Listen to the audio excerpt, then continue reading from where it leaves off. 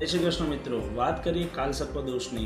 जन्मकुंडलीना 10मा स्थानमा राहु के केतु के 4था स्थानमा राहु के केतु होय अने एनी एक तरफी बधा ज ग्रहो थई जाय त्यारे पातक नामनो कालसर्प दोष बनतो होय छे। आ कालसर्प दोष व्यापारमां घणी मुसीबत आपतो होय छे, साथे साथे जमीन मकान वाहनना लाभमां पण उणप ऊभी करतो होय छे।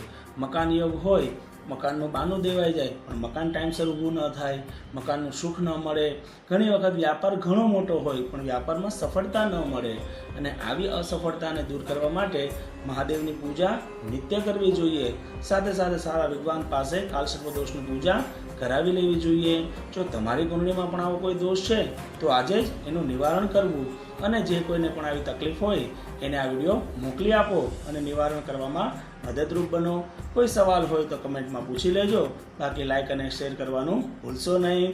જય શ્રી કૃષ્ણ, જય મહાદેવ।